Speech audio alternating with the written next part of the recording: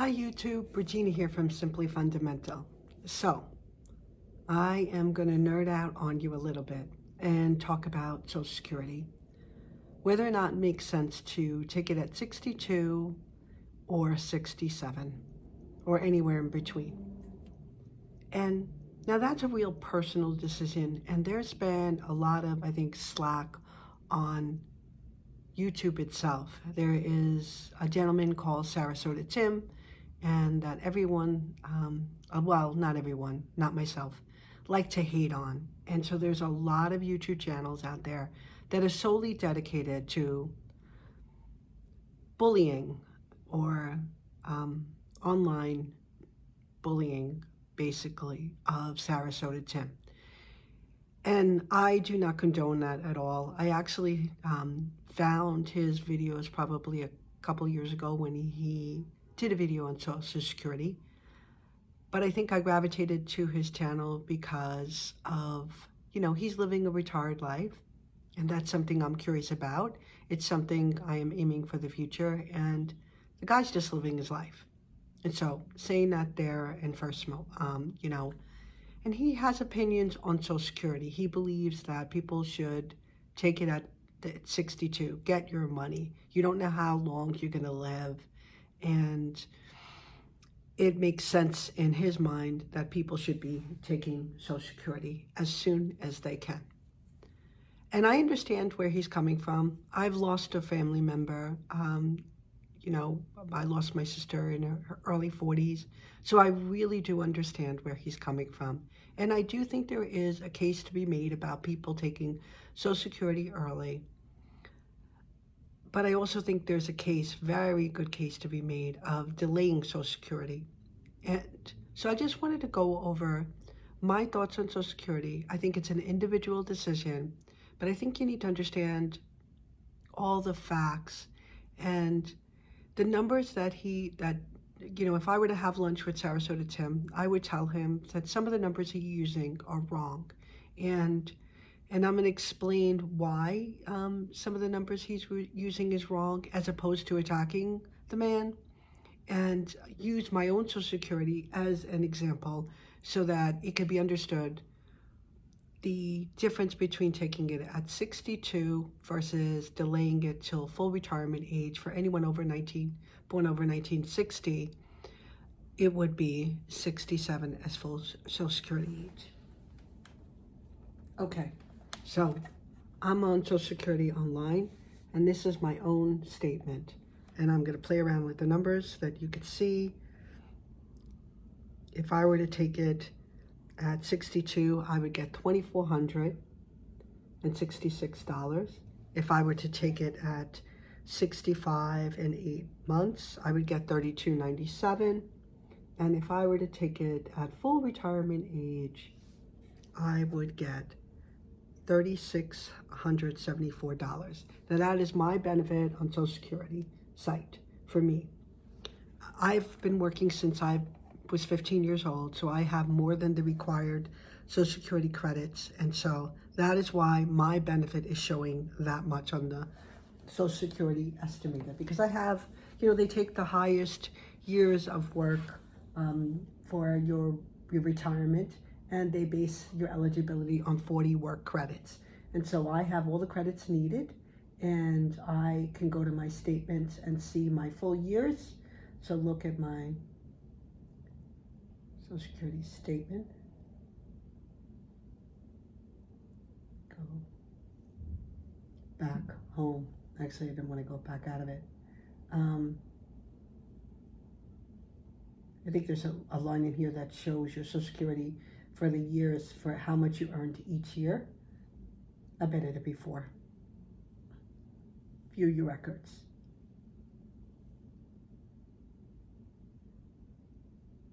And so my Social Security records go all the way back. And at this point in my life, I am earning a very good, salary. But I started working in 1986, and I've been working my whole life, except I think there was one year where in 1994, several years in the early 90s where I was, getting paid off the books, I think is what they call it. Or, so here's my Social Security all the way up without revealing my full name and everything, all those years. So as you can see, this is a true Social Security statement. So we're going to go back to the earnings record, and we're going to go back to the home, and we're going to look at my eligibility for Social Security. Again, these are the records of early. It would be 2,466. Full and early would be 62. Full would be 3674. And you can go online as well. You need a Social Security account to be able to do this and you go to www.ssa.gov and you sign up to get a Social Security report. So I have notes in front of me just so that I can get this right. At my monthly benefits, if I took it at 62, would be $2,466 a month. At 67, $3674. So if I took it at 62, I would get $29,592 a year. And at 67, I would get $3,674. So that would be $44,086 a year. So if you take the 60 payments that you would take for Social Security, 2,466 times by 60, that would mean if I collected it at age 62, I would get $147,960 more. Had I wait until 60, so, that's how much I would get before turning age 67. Now, the thing you need to understand is what is, how long would it take me? You kind of need to understand your longevity. Like, what is your estimated, how long you're going to live? What is in your family tree? Now, my sister, something came down with her. I have most of my family members, including my parents, live well into their 80s. And so, including on my husband's side. So in my case, you just want to figure out what the break-even point is. And that is a very, very easy calculation to do. And I'll go into that. But first I wanted to say is Sarasota Tim says you get 30% less when you take Social Security early. But in my case, it's really not 30% less. It is 32.98% less. If I were to take it 32.88% less. But the thing that people don't understand, and including Sarasota Tim, is how to calculate losses versus gains. So, for instance, if the stock market took a 50% dip, a 50% gain would only bring you back to $75.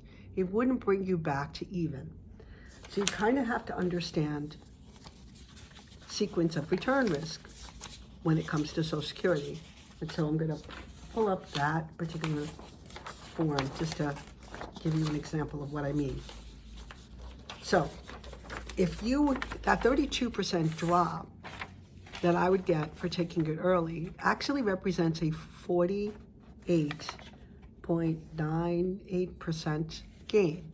So it's not the same equivalent. So my 3674 is actually 48%, almost 49% more just by waiting the 5 years. It's not 30% more, because a 5% drop, you actually need a 5.26% gain. A 30% drop, you need a 42.86% gain just to recover.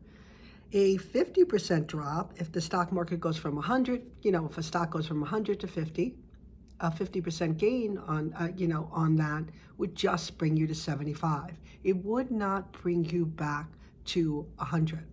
So that's the difference between understanding about Social Security. So just because someone uses the term a 30% drop, it doesn't mean you just get 30% more on the numbers. So that's what a lot of people, when they're looking at their numbers, they're not anticipating the opposite direction that it takes to gain that money to go. So there is that. Then there is the break-even point. To calculate the break-even point, it's actually pretty simple formula to do. You take the, actually, I wanted just to give you the formula so that if you could calculate your own, comparing the difference between the percentage loss and the percentage gain. So and you can also just go to ChatGPT and ask these kind of questions. But typically, it's pretty easy formula to solve for the difference between the drop down and the difference between the going up, what it would be when you take those two different numbers, when you should compare your own Social Security statement of what it has, to be able to understand what that difference would be for you when you're making that. The other thing you have to understand is some people, majority of people rely solely on Social Security for their income, for 100% of their income. Now, I would not be in that case. I've saved my whole entire life. I've been working. So I've been putting some money away since I think I was 30 years old. So I'm 55 now, and my retirement is going to be set. I do not have to worry about, for me, the idea of collecting Social Security would be more like a fund to take care of me in my old age. It's not going to be used for my living expenses. But a lot of people use it for 100% of their money they live to retire in old age. And that's a real risky thing to do. And so if you're going to be taking Social Security at 62, then you're putting yourself in a precarious situation where you don't have enough money coming in. Now, I understand I'm tired, I'm getting really exhausted with work, and he advocates for working part-time in addition to make up that income. But what happens is most people, like a large majority of people, I don't know the exact percent, the date that they actually stop working is more based on a disability, and your disability payment, Social Security, would potentially be a lot more had you continued working. So it could be that all of a sudden you're 64 and you encounter a disability. Like, I think 1 out of 3 workers encounter disability in their lives, and the idea that you can just make the decision of when you want to stop working, sometimes it's beyond our control and out of our hands. And if you choose to take Social Security early, the option to take disability is taken from you. You can no longer claim disability for your Social Security.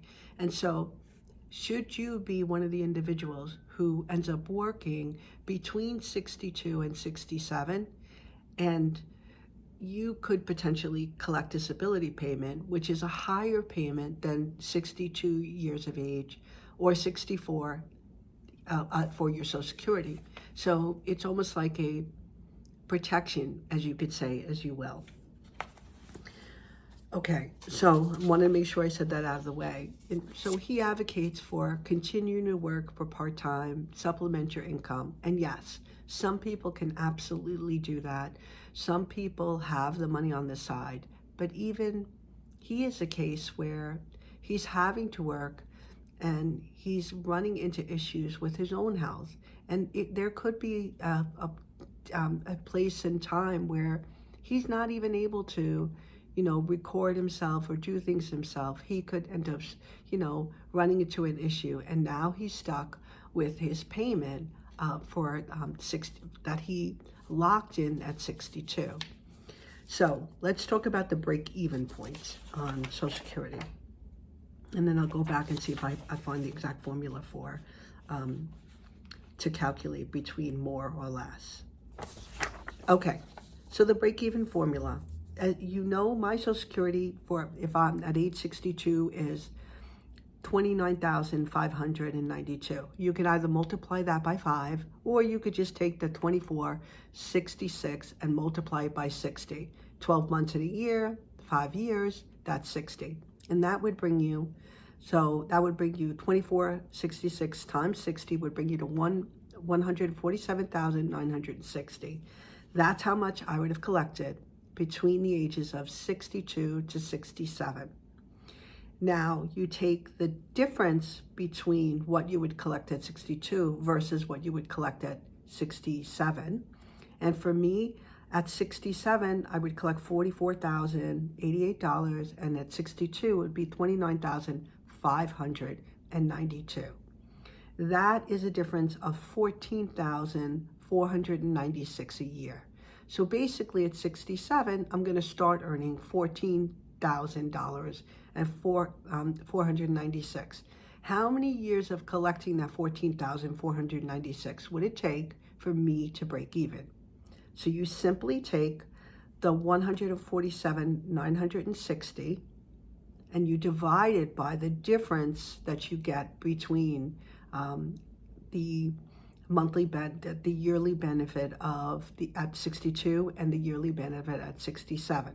So that would be, again, 14,496, and you divide it by that, and it would take me 10.21 years, or until 10 years and 3 months for me. It would be at the age of 77 and 3 months before I would break even, and I would collect all that same 147,960 that I would have potentially not received.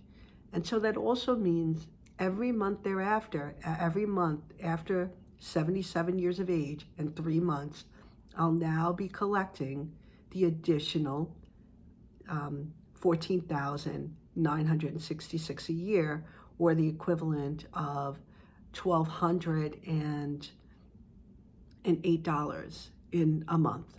So that's quite a bit of difference to go from 29,592 going up to 44,088. Now, the other thing I wanted to discuss is some people say, hey, I'm going to take my Social Security at the age of 62, and I'm going to take that money and invest it. And this goes back to the sequence of return risk. Now, Social Security gives you an automatic 8% on your money waiting, but that 8% is also indexed for inflation, and that 8% is also interest on top of interest, so it's accruing interest.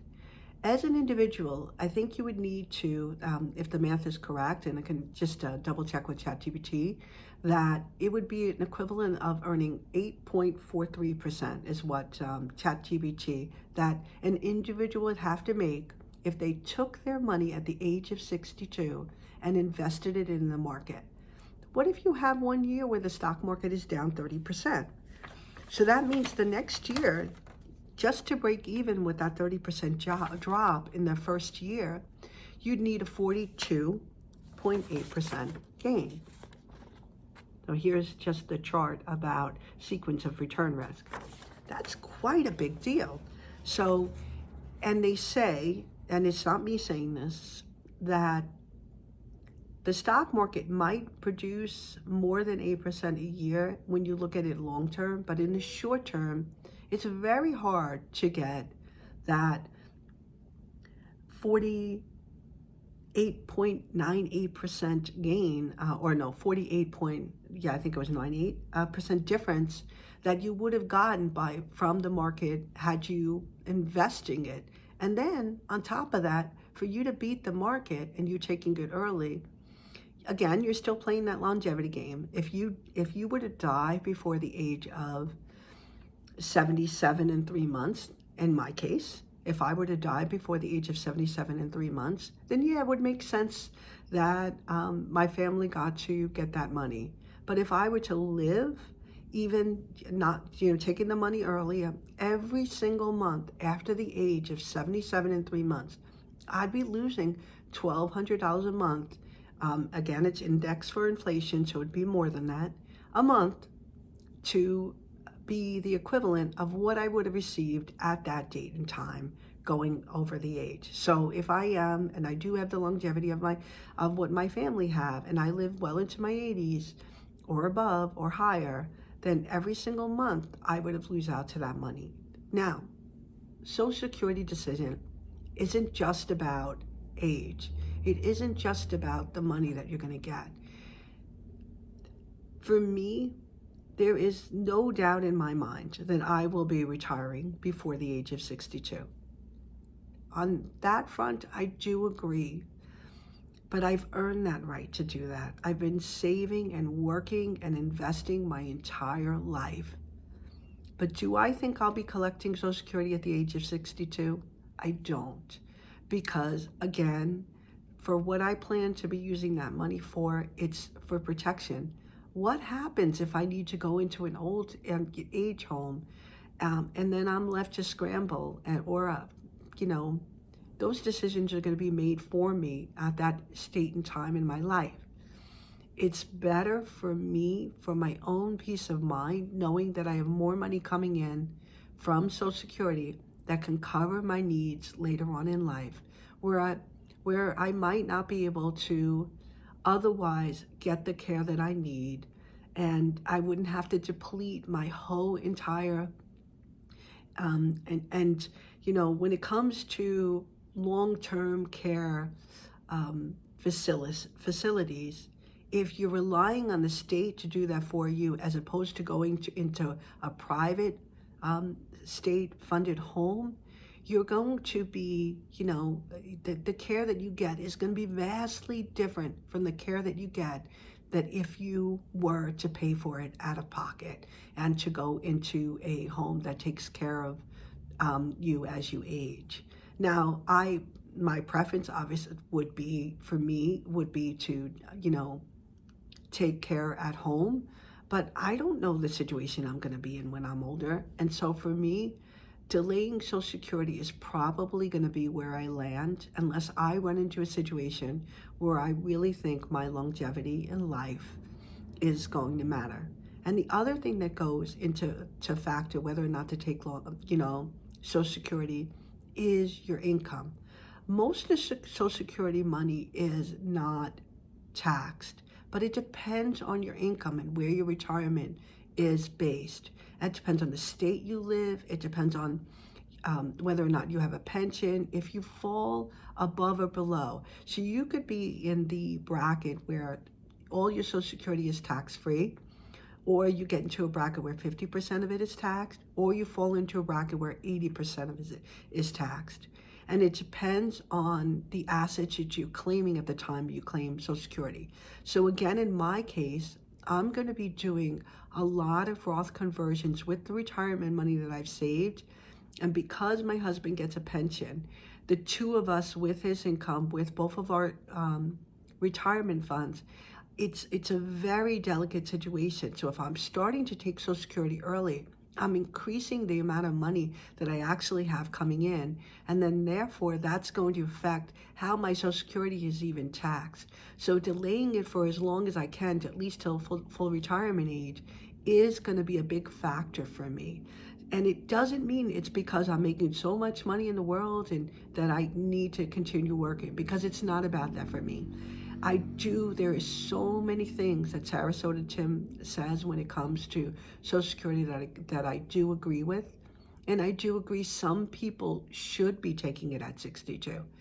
But most people, it really makes a difference if they could delay it as long as they can, even just a little bit. If you could delay it to like 64, it means if you feel like your family, figure out what that longevity number is. Figure out the difference that you would lose. That same formula, multiply. So if you take it 2 years later, you would take the $24.66 a month payment and multiply it by 24, and you would get that number. And then whatever the difference between the 2 years would be. So let's say instead of 29,000, you'd get 35,000 a year. That 7,000 would then go into whatever that number would be, and you could figure out your break-even point. So it may make sense for if I do all my Roth conversions or something like that, for me to instead not worry about getting a 36-month payment.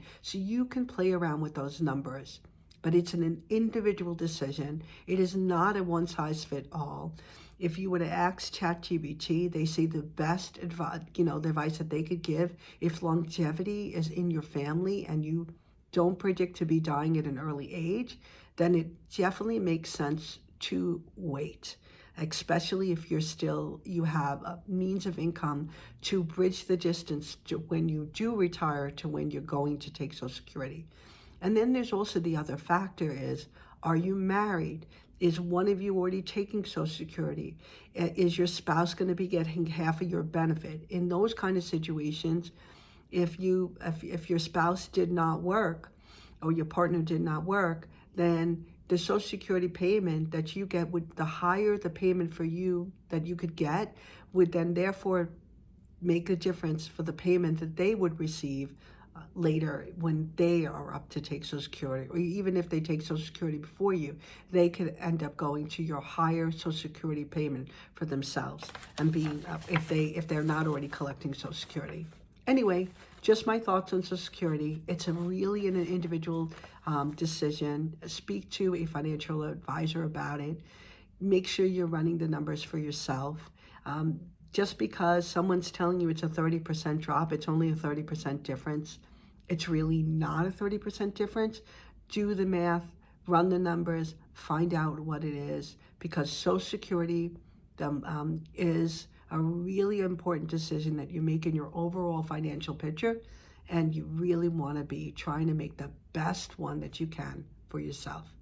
Okay, enough said. I hope that all makes sense. Love to read your comments and any questions you have, and I will see you on the next one. Take care.